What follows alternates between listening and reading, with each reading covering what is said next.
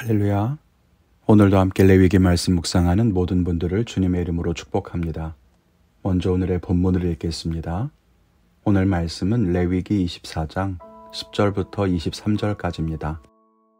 이스라엘 자손 중에 그의 어머니가 이스라엘 여인이요 그의 아버지는 애굽 사람인 어떤 사람이 나가서 한 이스라엘 사람과 진영 중에서 싸우다가 그 이스라엘 여인의 아들이 여호와의 이름을 모독하며 저주함으로 무리가 끌고 모세에게로 가니라.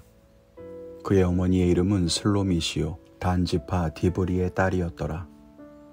그들이 그를 가두고 여호와의 명령을 기다리더니 여호와께서 모세에게 말씀하여 이르시되 그 저주한 사람을 진영 밖으로 끌어내어 그것을 들은 모든 사람이 그들의 손을 그의 머리에 얹게 하고 온 회중이 돌로 그를 칠지니라.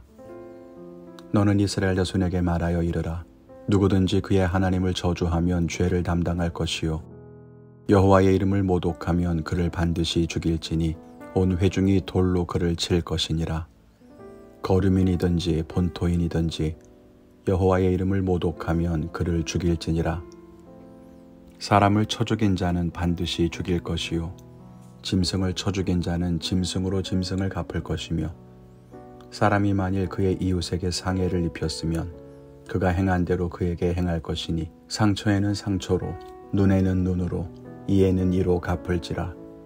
남에게 상해를 입힌 그대로 그에게 그렇게 할 것이며 짐승을 죽인 자는 그것을 물어줄 것이요 사람을 죽인 자는 죽일지니 거류민에게든지 본토인에게든지 그 법을 동일하게 할 것은 나는 너희의 하나님 여호와임이니라. 모세가 이스라엘 자손에게 말하니 그들이 그 저주한 자를 진영 밖으로 끌어내어 돌로 쳤더라. 이스라엘 자손이 여호와께서 모세에게 명령하신 대로 행하였더라. 아멘. 오늘 말씀은 하나님의 이름을 모욕한 사람을 돌로 쳐 죽이는 이야기가 나옵니다. 하나님을 망령되게 하는 것은 십계명에서도 금지하고 있는 것이죠. 말씀을 함께 묵상하며 은혜를 나누기를 원합니다. 첫째는 하나님의 이름을 망령되게 하지 말라는 것입니다. 11절에 보면 한 사람이 하나님의 이름을 모독하며 저주했다고 합니다. 여기에 사용된 모독한다는 말은 꿰뚫다라고 하는 뜻이 있고요.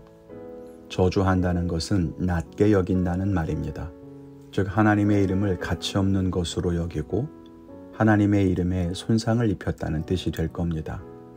그리고 이것은 돌로 쳐 죽일 만큼 큰 죄입니다. 돌로 쳐 죽이는 것은 당시에는 자주 사용되던 처형 방법입니다. 특별히 공동체가 죄인을 벌하게 하지만 동시에 돌로 쳐 죽이는 것은 이 사람을 누가 죽인 것인지 알 수 없기 때문에 형을 집행하는 사람에게 죄책감이나 죄에 대한 책임을 묻지 않을 수 있는 방법이었습니다.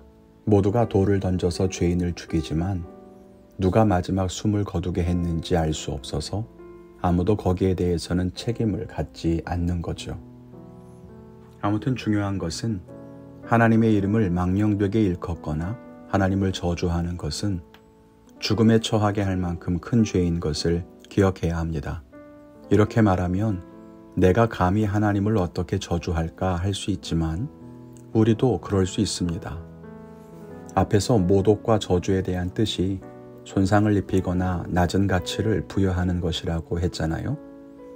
우리가 하나님의 이름과 영광에 손상을 입히거나 하나님이 받으셔야 하는 칭송을 가치없는 것으로 만드는 것은 하나님을 모독하는 일입니다.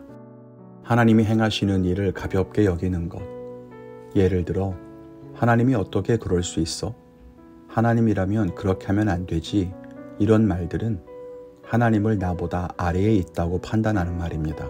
그런 것들도 하나님의 이름을 망령되게 일컫는 것입니다. 혹은 하나님이 하신 말을 왜곡하거나 하나님이 하지 않은 말씀을 하나님 말씀이라고 하는 것도 하나님을 모독하는 행위입니다. 그래서 설교하거나 상담할 때 저 역시도 하나님의 말씀이 아닌 것을 전할까 두려워합니다. 설교도 꼭 원고로 쓰고 검토한 것을 그대로 읽으려고 하죠. 괜히 아는 척하면서 하나님의 말씀이 이러니 하나님의 뜻이 이러니 하는 것은 위험할 수 있기 때문입니다. 우리가 혹시 언행에 있어서 하나님을 모독하거나 하나님을 망령되게 하는 일이 없는지 돌아봐야 하겠습니다. 둘째는 죄와의 단절을 선언하라는 것입니다. 돌을 던져서 죽이는 이 장면을 보면 신약에서 가늠하다 붙잡혀온 여인의 이야기를 떠올리게 됩니다. 가늠하다가 현장에서 붙잡힌 여인도 돌을 던져 죽이도록 율법에는 되어 있습니다. 그래서 사람들이 이 여인을 죽이려고 하다가 예수님께 묻죠. 이 여인에게 돌을 던져 죽이는 것이 맞는가 하는 겁니다. 이때 예수님께서는 너희 중에 죄 없는 자가 먼저 돌을 던지라 이렇게 말씀하셨습니다. 오늘 말씀에 보면 하나님을 저주하는 말을 들었던 사람들은 모두 다 손을 그 사람의 머리에 얹고 나서 돌을 던지라고 합니다. 이것은 하나님을 모독하는 말을 들었던 것을 그 죄인에게 다 돌리라는 것입니다. 그리고 모든 공동체가 이 죄인에게 돌을 던지게 함으로써 우리는 이 죄와는 상관이 없다 이렇게 말하는 것이죠. 죄와의 단절을 선언하는 것입니다. 이런 맥락에서 가늠하다 붙잡힌 여인에게 돌을 던지려고 했던 사람들은 마음이 악하거나 폭력적이어서가 아니라 그렇게 죄와 단절을 하는 것이 마땅하기 때문에 그렇게 했던 것입니다. 그런데 예수님은 그렇게 죄와 단절될 수 있는 것이라면 너희는 지금 죄가 없느냐? 그렇게 물으시는 거죠. 우리는 죄와 단절되어 있습니까? 예배하고 또 회개기도 하니까 죄가 없습니까? 다른 사람들의 잘못을 지적하고 비난하면 내가 정의로운 사람이 되는 것일까요? 그렇지 않죠. 우리가 가진 죄를 하나님 앞에서 온전하게 해결하는 것이 중요합니다. 우리 성도님들이 그런 삶을 살게 되기를 바랍니다. 오늘 저는 제가 부재 중에 하나님을 가볍게 여기지 않도록 또 설교에 하나님의 마음이 아닌 것들이 담기지 않도록 신중을 기하는 그런 하루를 살겠습니다.